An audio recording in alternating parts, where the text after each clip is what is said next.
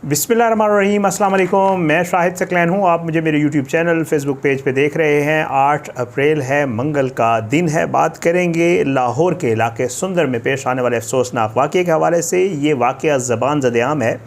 एक लड़की जिसका नाम आयशा था, उसको उसकी रुखसती से तकरीबन कोई 8-9 घंटे पहले जो है उसके अपने सगे बहनोई इकराम नामी शख्स ने जो है वो कत्ल कर दिया उसको, और उसके बाद वो जो है उस मौके से फ़रार हुआ, बाद में गिरफ़्तार हुआ। और अब तो ये बताया जा रहा है, पुलिस बाकायदा तौर पे ये कह रही है कि उसने एतराफ़ कर लिया है और उसने वजह यही बताई है कि जी आयशा मुझे अच्छी लगती थी, साली थी, नहीं चाहता था इसकी शादी हो के ये कहीं और जाए।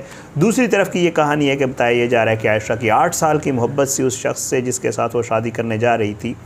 ये सारा मामला आप जान चुके हैं और आपके सामने आ चुका है, लेकिन इसके पीछे मैंने पहले भी इसके ऊपर एक वीडियो की थी और आज भी इस वीडियो में आपको बता रहा हूँ कि ये पूरी कहानी नहीं है।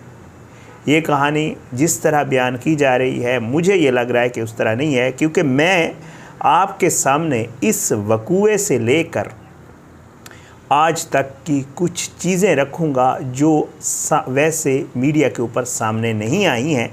लेकिन पुलिस जब वहाँ पे पहुँची, क्या हुआ, इसकी माँ ने क्या कहा, फिर लड़की जिस दिन मेहंदी थी उसका क्या मामला हुआ, इकराम ने उसके साथ, और बहुत सारी ऐसी बातें हैं जो मीडिया के ऊपर नहीं है, लेकिन वहाँ पे ये चीज़ें हुई थी। ऐनी शाहिदीन ने क्या देखा, और उसके अलावा जो हमारे सहाफ़ी दोस्त हैं जो क्राइम की बीट कवर करते हैं लाहौर में, उन्होंने जो चीज़ें बताई हैं वो चीज़ें मैं आपके सामने रख दूंगा। बाकी हक़ाइक़ आप जान चुके हैं। आपने इन चीज़ों को मद्देनज़र रखना है कि आखिर क्या वजूहात हैं कि जो आयशा के घर वाले हैं उन सब के स्टेटमेंट्स एक दूसरे के साथ नहीं मिल रहे, बहुत सारे मामलात को लेकर। तो आपने ख़ुद ये मैं आपके सामने रख दूँगा, फ़ैसला आपने ख़ुद करना है। मैं अब भी कह रहा हूँ कि इसकी प्रॉपर इन्वेस्टिगेशन होनी चाहिए। क्या वजूहात हैं कि एक शख्स इकराम जो इतराफ़ कर चुका है, जिसने ये घिनौना फ़ेल ख़ुद किया, जिसको ये शर्म नहीं थी कि वो तमाम हदें क्रॉस करना चाहता था कि अपनी बीवी की बहन के साथ, जिसकी कोई भी ना मज़हब इजाज़त देता है, ना शरीयत इजाज़त देती है और ना हमारा मुआशरा इजाज़त देता है, आखिर वो ऐसा कर भी रहा था, तो घर वाले ये सारी बातें क्यों कर रहे हैं। मैं आपके सामने कुछ हक़ाइक़ रखता हूँ। FIR आपको पता है जो दर्ज हुई, उसमें बताया गया कि बहनोई ने साली को फायर मारा। माँ और बहन जो है उन्होंने देखा वाज़े तौर पे कि वो पिस्तौल लेकर भाग गया है, और फिर उन्होंने कहा कि हमने खुद जो है ये सारी चीज़ें FIR में दर्ज है। लेकिन मैं थोड़ा सा आपको इससे पहले ले जाऊँगा। हुआ क्या, मेरी इतलात हैं जी, जो सहाफ़ी दोस्त वहाँ पे आपको कंफर्म कर सकते हैं, लाहौर के जो सहाफ़ी दोस्त हैं, वो ये है कि जब पुलिस वहाँ पे पहुँची तो सबसे पहले पुलिस को इन्फॉर्म किया गया कि डकैत आए थे, डकैती के घर से आए थे, उन्होंने मारा है। दो FIR में ये लिखवाया गया है कि माँ और बहन ने खुद देखा, और ये बहन वही है जो इकराम की बीवी है।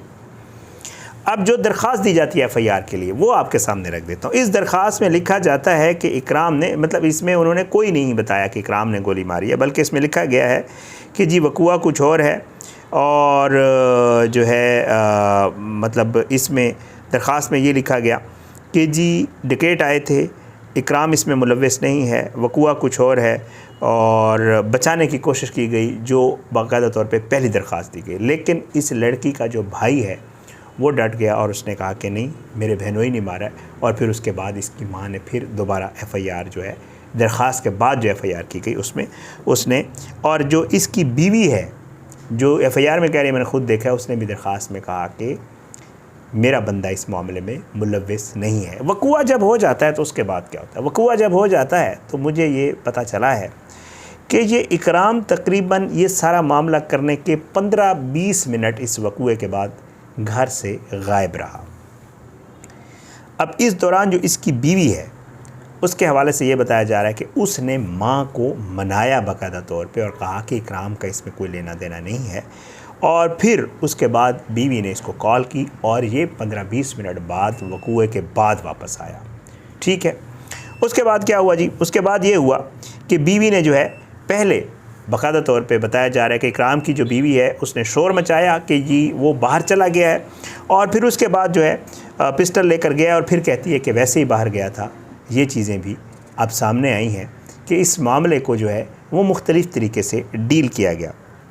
फिंगरप्रिंट जब लेने की बारी है, जब पुलिस वहाँ पे पहुँची और फिंगरप्रिंट्स वगैरह लिए जा रहे थे सब घर वालों के, तो भी किसी ने पुलिस को नहीं कहा कि ये शख्स मुलव्वस है। ये तो पुलिस ने जब इसके फिंगरप्रिंट्स लेने की कोशिश की, इसको कहा फिंगरप्रिंट्स लगाओ, तो मुझे ये पता चला है सोर्स से कि ये शख्स फिंगरप्रिंट्स की जगह अपने अंगूठे लगा रहा था बार बार, जो आपकी बायोमेट्रिक वाली डिवाइस होती है उसके ऊपर। वो इसको कहते थे फिंगरप्रिंट लगाओ, ये अंगूठा लगाता था। ये कंफ्यूज था, इस वजह से पुलिस को शक हुआ और फिर उसके बाद इसने तबीयत का बहाना किया और ये चला गया और फिर दूसरे दिन इसकी गिरफ़्तारी हुई। ये भी आप चीज़ ज़रा मद्देनज़र रखिएगा। एक और चीज़ जो आपको बताऊँ वो ये है कि जी जब घर वाले, ये मेहंदी के दिन जो कुछ हुआ वो भी ज़रा आपको बता देता हूँ। घर वाले जब दूल्हे को मेहंदी लगाने गए तो उस वक्त इकराम ने घर वालों को वाज़े तौर पे कहा कि आप लोग जाएं, मैं नहीं जाता हूँ, और ये दूल्हे के घर मेहंदी लगाने नहीं गया। ये घर पे रहा और ज़ाहिर है इसका मकसद यही था कि उस वक्त आपको पता है जब हमारे घर में शादियां होती हैं, फंक्शंस होते हैं, सारा ये मामला होता है कि जी सब घर वाले चले जाते हैं, कोई एक दो बंदे पीछे रह जाते हैं, कोई मेहमान आ गया या कोई दरवाजे पे आ गया। दुल्हन तो घर में मौजूद थी, ज़ाहिर है मेहंदी लगवाने भी यही ले गया दुल्हन को, और इसने उस दौरान भी उससे बात की और उसे कहा कि देखो तुम मुझे अच्छी लगती हो, ये है वो है, मैं नहीं चाहता तुम्हारी शादी हो और तुम जो है रह जाओ इधर ही, तुम इनकार कर दो, ये सारे मामलात, हम कराची चले जाएंगे। वो स्टोरीज़ आप सुन चुके हैं। घर वालों को पता नहीं चलेगा, ना इनसे हमारा कोई राब्ता होगा, मैं तुम्हें बहुत खुश रखूँगा। ये जब मेहंदी घर वाले फलक शेर के घर मेहंदी लगाने गए तो ये पीछे घर में उसके साथ अकेला था। उस वक्त भी इसने ये बातें उसके साथ की। ज़ाहिर बात है वो लड़की नहीं मानी, उसकी मोहब्बत थी फलक शेर के साथ 7-8 साल की, वो इसमें इन्वॉल्व नहीं थी। पुलिस भी यही कह रही है और वो ये सारा कुछ नहीं चाहती थी। वो तो इसको भाई की नज़र से देखती होगी, बहनों भाई ही होता है, ज़ाहिर बात है। अगर उसमें थोड़ी सी गैरत हो तो, ये बेगैरत इंसान था इसलिए इसने ये नज़र रखी हुई थी। बहरहाल जी उस वक्त भी ये घर में मौजूद था और फिर उसके बाद ये सारा मामला जो है रात को हुआ। टिकट्स वगैरह के हवाले से पुलिस कह रही है कि वो भी मौजूद हैं और जो है उसके अलावा जो है एक चीज़ और क्लियर कर दूं, मेरी पुलिस वालों से भी बात हुई, तशद्दुद की बात की जा रही है बार बार कि शायद इसने मारने से पहले आयशा का गला दबाया है या कोई नाखून के निशान थे आयशा की बॉडी के ऊपर। तो पुलिस वाले और जो इब्तदाई मुलाहिज़ा बॉडी है उसमें जो है जिस्म का जो मुलाहिज़ा किया जाता है उसमें पुलिस इस चीज़ की तरदीद कर रही है कि लड़की पर जो लड़की की मौत है वो सिर्फ उसी वक्त उसको एक फ़ायर मारा गया है। जो पुलिस का उसमें कस्टडी में ये कह रहा है कि मैंने उसको सीने पे रख के मारा है, लेकिन मैं हाथ मेरा वो हुआ है तो उसको सर में लग गया है, ये कह रहा है ये पुलिस तफ्तीश में। तो पुलिस ये कह रही है कि कोई तशद्दुद का निशान नहीं है, गला दबा के भी नहीं मारा गया बल्कि सीधी एक गोली मारी गई और उससे काम तमाम हो गया। हैरान कुन तौर पर गोली चली है उस कमरे में। मैं आपको पिछली वीडियो में बता चुका हूँ 3 लड़कियाँ मौजूद थी उस कमरे के दरवाजे के बाहर, माँ सोई हुई थी 3 लोगों के साथ। टीवी लॉन्च में ये शख्स कातिल सोया हुआ था जो यहाँ से उठ के गया। गोली चली लेकिन किसी को पता नहीं चला कि घर में गोली चल गई है। और माँ ये कह रही है और घर वाले ये कह रहे हैं कि हमने समझा कोई गुब्बारा फटा है या कोई गैस का कंप्रेसर या कोई चीज़ फ्रिज का फटा है, या स्मेल आई हमें। और फिर उसके बाद हम और 5-10 मिनट बाद फिर इनको पता चला कि घर में ये वक़ूआ हो गया है। ये चीज़ भी आपने मद्देनज़र रखनी है। एक चीज़ और आपको मैं बता दूं, वो ये है कि इस लड़की का एक भाई है जिसका नाम दिलावर है। उसने एक यूट्यूबर को इंटरव्यू दिया है, आप उसे ज़रा गौर से देखिएगा। उसमें ये कह रहा है कि जी एक तो कातिल एक नहीं है बल्कि और भी कातिल हैं। इसका मतलब है घर वालों को ये पता है कि इसके अलावा भी कुछ लोग इस मामले में शामिल हैं, लेकिन वो पुलिस को क्यों नहीं बता रहे। दूसरा वो कहता है कि जी उस लड़की को भी पकड़ा जाए जो इस मामले के पीछे है। तो इसका मतलब है घर वाले ये समझते हैं, या स्पेशली दिलावर जो कि इस आयशा का भाई है, वो ये समझता है कि इस कत्ल के पीछे कोई लड़की मुलव्विस है या कोई लड़की है जिसने ये सारा कुछ करवाया। अब वो लड़की कौन है ये इन्वेस्टिगेट करना पुलिस का काम है, पुलिस की कस्टडी में है। वो दिलावर से पूछा जाए कि आप किस लड़की का कह रहे हैं और उस लड़की को भी सामने आना चाहिए। आया इस सारे वकूए में कोई लड़की है भी सही या नहीं है, या उसका कोई हाथ है या नहीं है, ये भी मेरे ख़्याल से पुलिस को ज़रूर जो है कत्ल करवा वो पता करना चाहिए। और वो ये कह रहा है उसका भाई दिलावर उस इंटरव्यू में कि एक तो घर वाले इसलिए नहीं उठे कि इसने पहले स्प्रे किया बेहोशी वाला, सब लोग बेहोश हो गए, उनको होश नहीं था, इस वजह से किसी को पता नहीं चला। ये दिलावर क्यों कह रहा है इस चीज़ की भी इंफॉर्मेशन, और साथ में वो ये भी कह रहा है कि जी इसको पिस्टल भी इसने ख़ुद नहीं लिया था बल्कि इसको किसी ने इस काम के लिए लेकर दिया था।